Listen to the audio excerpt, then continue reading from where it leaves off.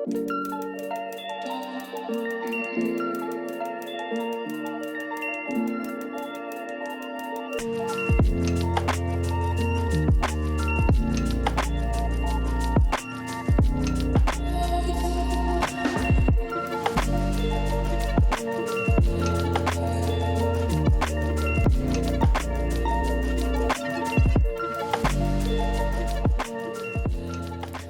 have you ever known anyone that was ruled by an appetite?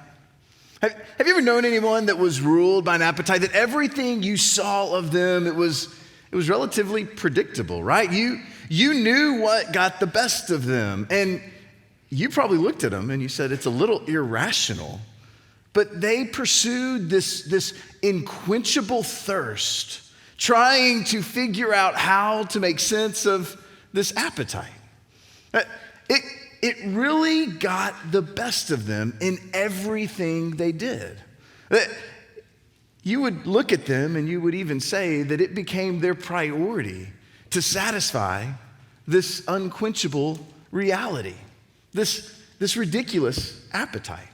Now, you might look at them and you say, I know their story. I know what's going on behind the scenes. I've seen what happens, and knowing their story, it makes sense, right? They're the appetite, the thing that drives them, it makes sense because I know their story, but you also know that if they continue to pursue this unquenchable thirst, it could be destructive.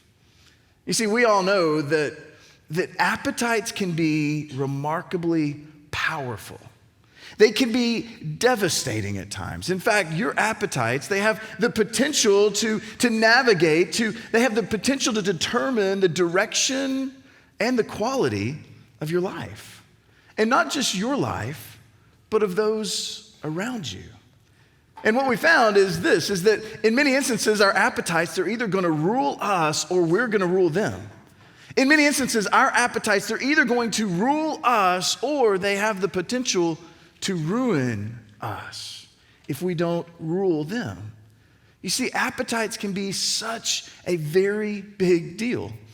And one of the reasons this is such a big deal is because in many instances, the things that we teach in other people, right? The things that I want my boys to grow up and do, the things that as a pastor I want you to go and do, in many instances, the appetite can cause me to begin to do the other thing. I mean, we've all been there, right? It can make a hypocrite out of all of us. We think we're trying to get other people to do something else. We want you to live like you should. We want you to grow up and do this, but there's this appetite inside of me that I know better, but I'm still gonna walk this road. It's my story. Yeah, it's okay.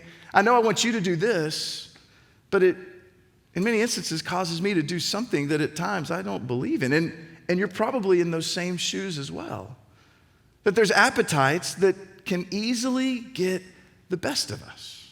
And the truth is, in some instances, our appetites can be a threat to my integrity, and your appetite can actually be a threat to your integrity as well. See, we're in part 3 of a series we've entitled, Your Integrity, Our World. Your Integrity, Our World, with this idea that integrity is ultimately the resolve. It's having the courage to do the right and to do the noble thing, even if it costs you. To be willing to do the right and noble thing, even if and especially when it costs you. And isn't it true we celebrate integrity in other people? We see it in them. We understand, we know the ought to that we should do. And so when the ought to comes to the forefront and we see somebody that celebrates, or that makes the noble and the right thing, they have the courage to do the right thing, we celebrate it. We call them heroes. We lift them up. We praise them because they did what was right, even when it cost them. But when it comes to us at times, isn't it true that the ought to that we kind of suppress because the appetite gets the best of us? And what we've realized is when it comes to integrity, yes, integrity is personal. Your integrity is personal. The decisions you make, they are personal, but what we found out is while they are personal, they're not private. That's why we're calling it Your Integrity, our world, because the decisions you choose to make, the appetites you choose to pursue, they don't just affect you, they affect those around you. They have the ability to determine the direction and the quality of your life and those around you. So as we looked at last week, I want to share the anchor verse, the verse that kind of gives us our wings and allows us to move forward. And it's the verse that comes from Proverbs. So before we read it, I'm going to ask you to do me a favor. Would you sit up straight right where you're at? Just sit up straight. In just a few minutes after we say the verse, or after I say it and we look at it, you're welcome to slouch back down if you want. But I want you to sit up straight, like your mama always said, hey, sit up straight. What are you doing? That's bad posture. Well, for just a few moments, I want you to honor her and sit up straight. Then you can slouch, whatever. But the reason is because there's a physical posture when it comes to integrity. The writer of Proverbs, Solomon, would say this: the integrity of the upright that sits straight up, that is upright, it will guide them. The integrity of the upright, they're not looking down, they're not slouched over, they're straight up and they're looking at the long road, they're looking ahead, they're looking at how today's decisions affect their future. They're beginning to think through this idea that the integrity that they have of the upright, it will guide them. But the crookedness, the treacherous. I love Tetris. I don't know if you've ever played Tetris before. I would slouch down and play Tetris, but now it's upright, right? But the crookedness of the treacherous, it will destroy them. All right, you're welcome to slouch again. But isn't this true? The integrity of the upright, what we looked at is when we choose to allow integrity to define the decisions we make, we begin to take the long look. We don't just look at the here and now, but we allow the integrity filter to really invade the decisions that we make. So for the purpose of the series, I want to give you a simple definition when it comes to integrity. A definition that it's not from Webster, but ultimately it's got some handles, and I think it can be very valuable when we look at where we're going and what we collectively can do to fight for this mysterious word called integrity. Integrity is ultimately this: it's doing what you ought to, even when it costs you. Several years ago, I used to we'd go on mission trips and we would do kids camps and different things. And one of my favorite things to do at kids camp would be to teach on courage, because there are so many stories throughout the Jewish scriptures as well as the New Testament that provide great examples of courage. And I used to always tell the kids that courage is essentially, it's really this, right? That courage is doing what is hard or doing the right thing even when it's hard. It's doing the right thing even when it's hard. That's courage, right? That we want our kids to make the courageous decision to do what is right even when it's hard. Well, that's integrity. It's doing what you ought to. There's an internal ought to inside of you that shows you where to go, that shows you what to do, that we expect in other people, but in many instances it can be a challenge for us because it can cost us. We respect it in other people, right? But we tell stories of it. We make heroes out of individuals that showcase integrity. We love to experience it. But it brings us to possibly the million-dollar question. Why don't we do what we ought to do? We expect it of others, but why don't we do what we ought to do? It can be difficult because the appetites that are in front of us tend to define us and point us in directions that can be counterproductive to what the preferred future can be. In fact, our appetites pose a constant threat to our integrity. Our appetites pose a constant threat to our integrity. We're left either wanting to protect one or protect the other. We're either wanting to protect our integrity or wanting to satisfy our appetites. We really have this tension almost at every level where we're trying to figure out, which one do I want to go to? Do I want to satisfy the appetites that are getting the best of us, or do I want to protect my integrity? Now, when we think about appetites, really, there's probably two main appetites that come to mind, right? Like, there's two basic appetites. There's like, what are we talking about? Well, really, it's food and sex. Like, those are the two appetites that pretty much everybody, when you think of appetites, you're like, oh, here we go again. But isn't it true that there's more than just two appetites? And when we think about the appetites that can control us, I mean, acceptance, intimacy, inclusion, respect, recognition. All of us want to be recognized for the hard work that we've done. I mean, you think about how you've navigated the last 18 months. We want recognition and we want respect for the ways that we've done remarkable things. You want your boss to come into your office tomorrow morning and be like, man, you did such a good job. I'm going to give you a raise. I'm going to give you the corner office, but you don't even have to come to the corner office. Tell you what, you've got a corner office when you want to come, but you just work from your house. You're doing a great job. Here's the extra money. Like, we want the recognition for the job we've done. We want the fame. We want progress. How about to be envied? Many of us, we put things on social media not for people to see who you are and what you've done. We put things on social media to satisfy the appetite to be envied, for people to be like, oh, you went there? Shoo. Oh my goodness, you had that for dinner? To be envied. Stuff, more stuff, new stuff, responsibility, achievement, winning, right? We've got all of these appetites, and there's appetites that entice us and that encourage us, and in many instances, they can fight for your integrity. Now, before we go any further, I want to make a couple of observations when it comes to integrity, or when it comes to integrity, just or appetite. When it comes to the appetites that we have, here's just a couple of observations. Number one, as a follower of Jesus, as a theist, if you would, I believe that these appetites, God created them, but sin distorted them. I mean, there's nothing wrong with wanting to fight for, to be accepted, to be loved. There's nothing wrong to fight for achievement and have that as your appetite. But isn't it true that in many instances, sin has come in and distorted the way that we fight for these appetites? Everyone believes this, regardless of whether you're a follower of Jesus or not. Here's another appetite, another observation when it comes to appetites. It's that appetites are never fully and finally satisfied. I mean, isn't it true that every single appetite, the thing that they're trying to, they work with a one-word vocabulary, and it is the word more? I mean, that's every appetite. It wants more. It wants more.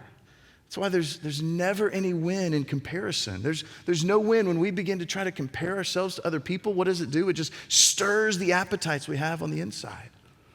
And lastly, when it comes to appetites, our appetites are always whisper now. They never whisper later. They're always looking at the now, right now, what's going on now. In fact, appetites, they are not a fan of delayed gratification. They don't enjoy delayed gratification. They want it right now. They want you to satisfy it right now. And that's why in many instances, there's that challenge, the tension that it poses with our integrity. In fact, our appetites pose a constant threat to our integrity. Now, let's give you another example. When it comes to achievement, when it comes to advancement, those in and of themselves are not bad appetites. We all want to achieve. We all want to advance. We want to move forward. But isn't it true that many times to move forward, to advance in your job and your career, there's corners that have to be cut? Sometimes there's integrity that has to be pushed down in order, like, hey, don't worry about now. The quickest way to get from point A to point B is to cut a corner, to satisfy the appetite and not the integrity, so that I can get the corner office, so I can move in other ways. You see, when we face that tension, we've got to decide one thing. We've got to decide, will we allow our integrity to guide me, or will my appetite guide me? When we're faced with that tension, there's an internal decision that we've got to make. Am I going to allow my integrity to guide me? Am I going to sit up straight? Am I going to be upright and look forward? Or am I going to begin to think about the here and now? Will my integrity guide me, or will my appetite guide me? Today we're going to look at a passage from the Old Testament, from the Jewish scriptures. It's a valuable account of two individuals, of a boy and his brother. They were twins, but you know how twins go. They don't both come out of the womb at the same time. One happens to be older than the other. Got an older brother who's a warrior. He's a doer. Got a younger brother who he's a thinker and a schemer, and honestly, he's just really a good cook. Anybody familiar with the story? I mentioned it during the welcome. We've got Esau and Jacob. Now, you might know them as Jacob and Esau because in many instances, when you document stories of accounts, especially in the Hebrew scriptures, what you find is the oldest individual always is noted first. But in Jacob and Esau's story, what happened with them is Jacob became the more prominent individual because of what we're going to look at today. You see, because in those days, when they were growing up, the older brother automatically received a birthright. They received this birthright because they were the firstborn. Had nothing to do with their talent or their smarts. It had nothing to do with anything other than the fact that you were the oldest, so congratulations, you got the birthright. And what that came with, I mean, many of us, if that was true in our culture today, we would push back on this. But what the birthright gave you is it gave you, in many instances, a double portion of the inheritance. Which if there's 10 kids, that's a big deal, right? They had lots of kids in the Jewish scriptures. You read through that, you're like, wow, they were plentiful, right? But a double portion of the inheritance was a big deal. It also gave you judicial authority. I mean, you think about if you're the oldest son, judicial authority would mean if there was a dispute in your family, guess what? You got to be the one to make the decision. The family, the brothers, the younger siblings would all come to you, and because you had the birthright, you get to decide what the future holds. And so as the older brother, it's not because you got a law degree, it's just because you were oldest. You got the birthright. Plus, in many instances, you got the Father's blessing, which the Father's blessing was a big deal. It was as if God himself, the Heavenly Father, were to come down and bless you as the oldest son. And it was a special thing. It was very moving and memorable. And so the oldest son got the birthright and the blessing. And the rest of the kids, they just were more kids. They got a little bit, but they were always second fiddle to the oldest son. So the story goes, the boys grew up, and Esau became a skillful hunter, a man of the open country, while Jacob was content to stay at home among the tents. Their father, Isaac, who had a taste for wild game, loved Esau. Uh-oh, this doesn't look like it's going to end well. But Rebekah loved Jacob. There's a little bit of a division, right? Like you might have a favorite child. Your spouse might have a favorite child, but you're sure not going to tell anybody that's going to write the Bible that you've got favorite childs, right? Like this is going to be read for years and years and years. Like Isaac loved Esau while Rebekah loved Jacob. We've got some family drama right here in the middle of Genesis. If you're looking for a place to read, like I would encourage you, read the Bible. You can find remarkable stories of courage and remarkable stories of valor and things that can encourage you and inspire you. I would encourage, this is here. We're a normal family, right? Like it's beautiful to be reminded of the fact that there's some crazy people in the Bible too. So we're good. But anyway, I digress. It goes on. Once, when Jacob was cooking some stew, Esau came in from the open country and he was famished. He was weary. He was faint. I have a 5-year-old redhead. He gets hangry at times. I imagine this is what Jacob was, or what Esau was. He came in and he was hangry. He was upset. He was famished. He wanted anything. His appetite was engaged. His defenses were down, right? His senses were heightened. And my younger brother's a good cook. I smell something that I need.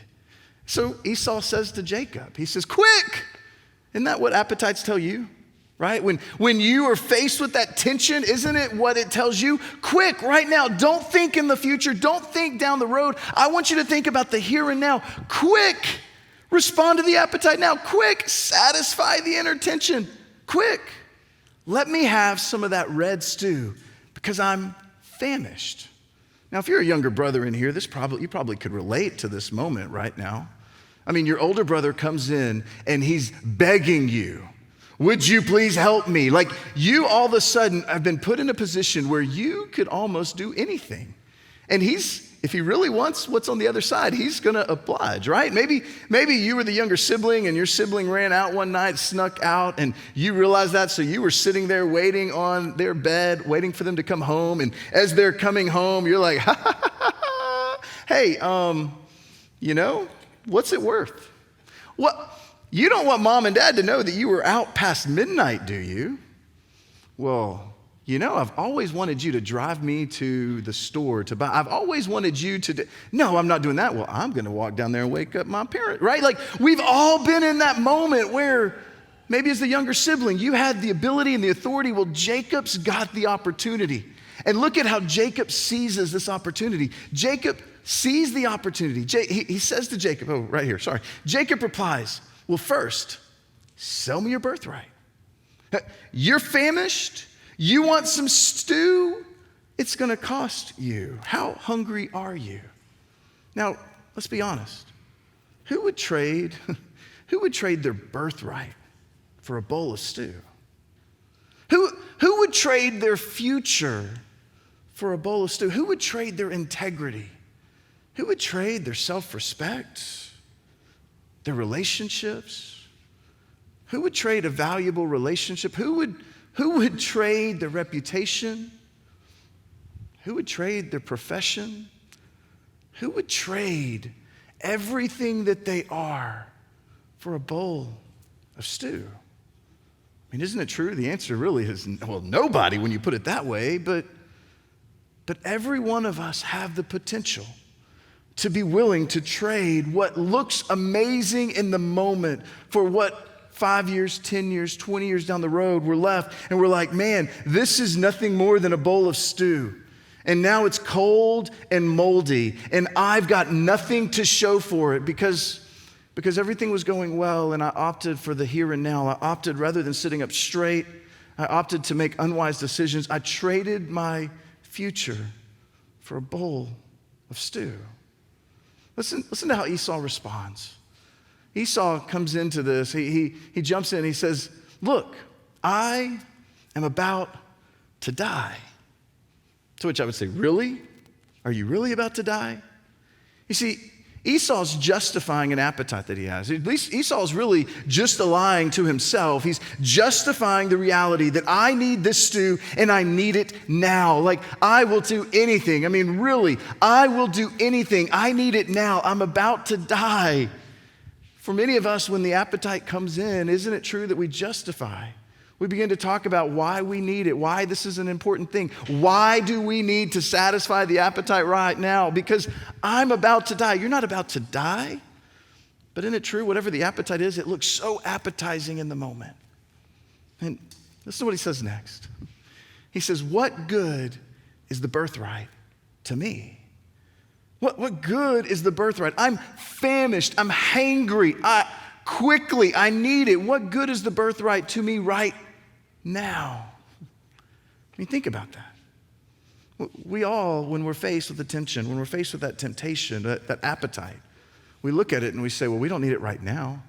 I mean, right now, what good is my integrity? What good is the future? Like we begin to cloud the future. We don't look up and look forward. We are so focused on the here and now. We're focused on what is right now, but we tend to forget the fact that later is longer. We tend to forget about what could be, and we focus on the here and now. And this is what Esau's doing. He's looking at now. Listen to how it goes.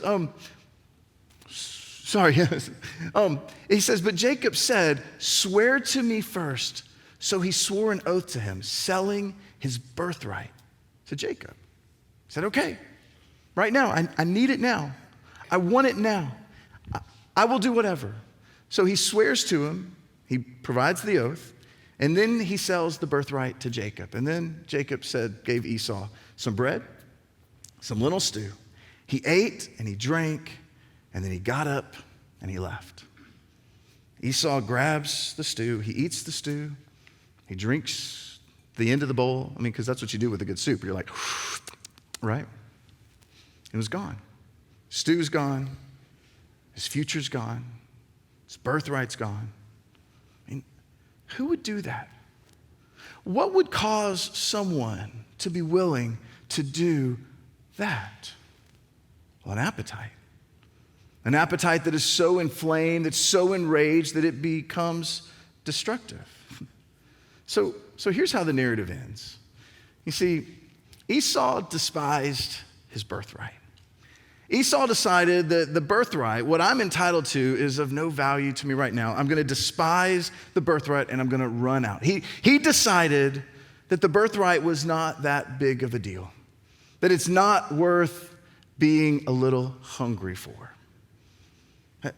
Isn't it true when we're found in that same situation, we opt to despise whatever it is that we're fighting for, whatever it is that we're trying to figure out. We despise the relationship, we despise the marriage, we despise the job or our integrity in times because I want achievement and accomplishment, and we decide we don't care enough about our integrity, and oftentimes we don't care enough about it because really it's too late to care about it. We've already decided to trade the bowl, to take in the bowl of stew. We've already decided that the here and now, that this is a big deal. We decide that what is so valuable to us is no longer valuable once we've despised the very thing that is valuable. And then we begin to defend ourselves. Well, this is why we should do this. This is what's going on. We create a narrative around what is lost. We begin to create a narrative around, well, this is why this is a big deal to me. This is why this was important. This is why this should happen. I'll never forget, I was talking with a family one time. This was many, many years ago, over a decade ago. I was talking with a husband that he's dealing with marital infidelity, and he's like, I don't want to tell her. I'm like, either you or me, one of us has to talk about it. And he's like, well, here's why this is a big deal to me. Because we got pregnant, and then I decided to marry her, but I don't think she was supposed to be my wife because I only married her because we have kids, and so now I think I need to find my true wife. And I'm like, that is your story. That's your narrative. That's not what you signed up for. The beautiful thing is 10 years later, I actually got the chance to marry his younger brother, and he and his wife, and now all 3 kids were there. And they are doing remarkably well. It is a beautiful story, but it's a story that was wrought with hurt and tension, and in many instances, a stiff arm saying, you're never coming back. And yet what seemed to be irreconcilable became forgivable. What seemed to be difficult became a beautiful opportunity. Because isn't it true that we, in many instances, we begin to create narratives. And when we find narratives, we are never truly ourselves. We begin to live with a limp. We begin to live with this limp that we can never be honest with ourselves because there's something inside of us that's got the best of us. We truly are never ourselves because you can't be yourself as long as you're lying to yourself. You can't be yourself as long as you're lying to yourself. See, the story pans out. Jacob bargains for her power. Esau trades his future for some food, and for generations to come, there was division and hurt that ripped that family apart, all because of an appetite that got the best of an individual that said, it's worth selling my soul, my stew, for this appetite. You see, before the day's up, I have a feeling that our appetites will compete, right? Before the day's up, our appetites will compete with our integrity. Before the day's up, our appetites are going to compete with our integrity. They're going to compete for our future. We're going to be tempted to say, what should we do in the moment? Should I tell the full story? Should I tell just a half-truth? Or should I begin to communicate and to tell everything that's going on behind us? Because isn't it true our appetites will either rule us or they will ruin us if we don't rule them. If we try to satisfy our appetites time and time again, what we find is we find brokenness and shambles in our wake. Sure, the stew looked good in the moment, but a few years later, we're looking back and we're frustrated with the decision we've made. So, what does that look like for you? In many instances, I've seen where the bowl of stew was given away and relationships, kids, jobs, gone like the stew. And in many instances, what you give up, it's irretrievable, but it's not unforgivable. What we trade in many instances, it's irretrievable. It's hard to get back. It's hard to unhurt. It's hard to undisappoint. But in those moments, what we find is that it can be forgivable. So here's what I want you to think about. Here's what I want you to think about today. what's your bowl of stew? What's your bowl of stew? What in the moment is competing with your integrity? What in the moment is competing for your preferred future? Maybe it's relationally, maybe it's financially, maybe it's spiritually. What is competing for your preferred future? What if the people who loved you knew what you were pondering and thinking about? What would they say to you if they knew what you were thinking about trading for that bowl of stew? Maybe they do know. And you've got people on the outside that are telling you, encouraging you, prodding you, saying, don't make that decision, don't do that. What does it look like? What or who do you have difficult saying no to? See, there's a whisper.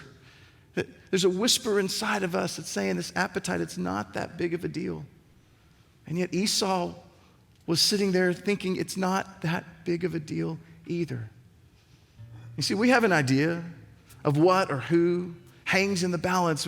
We have no idea, like Esau, of what or who hangs in the balance of our trading our stew.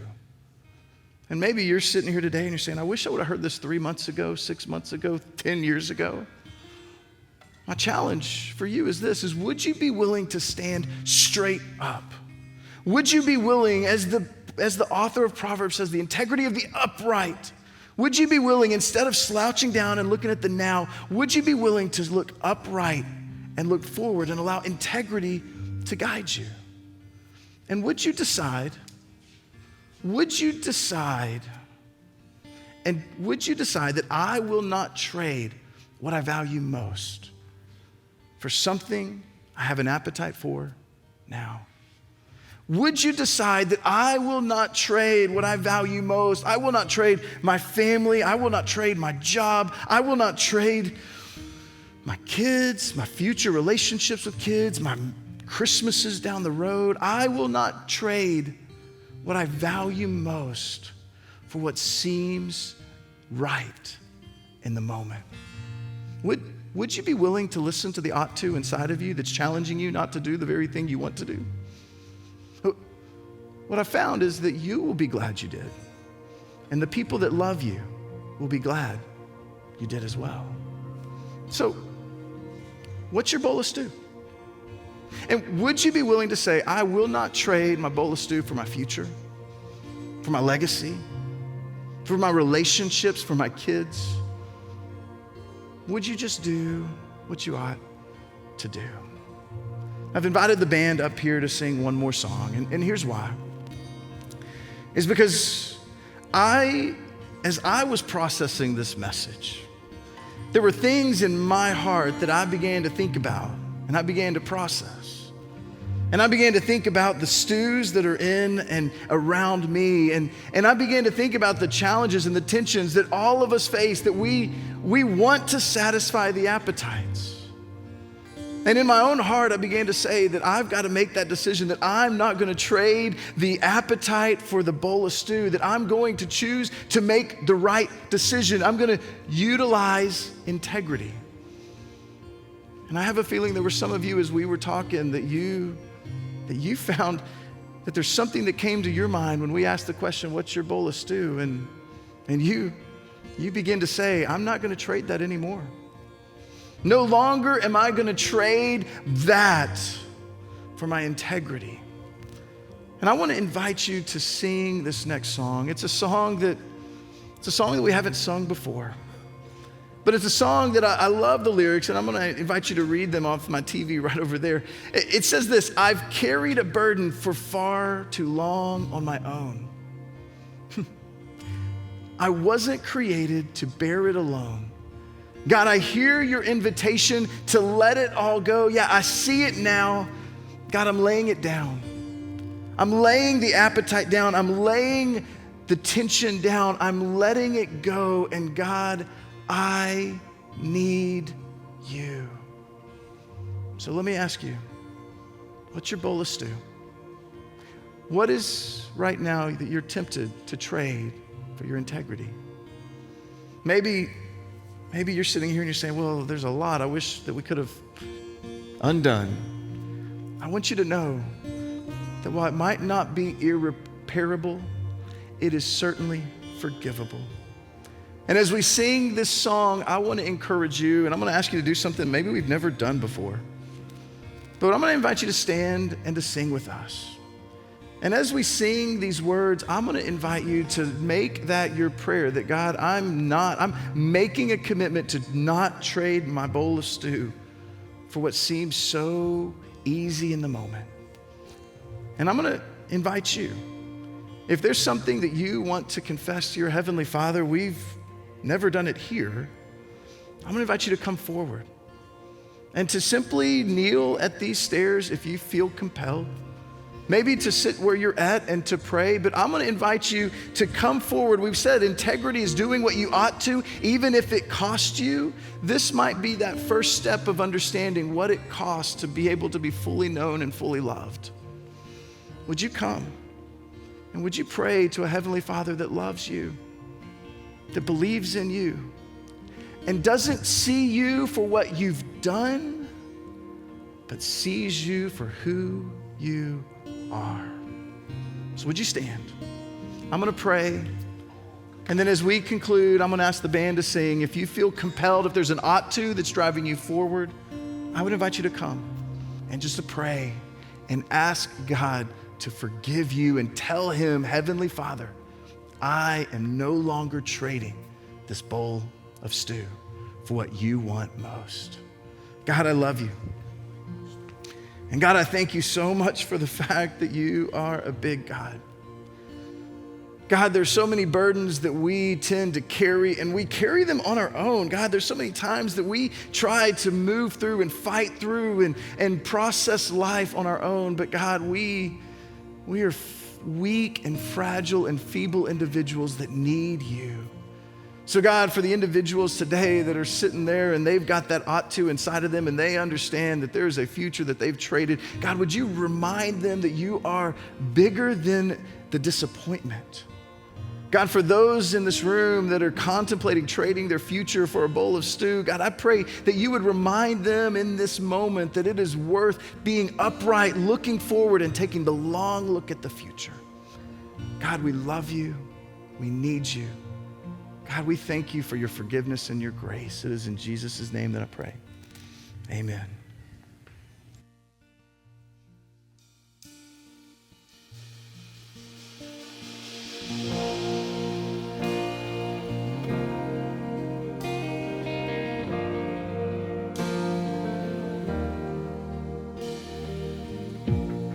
I've carried a burden for too long on my own.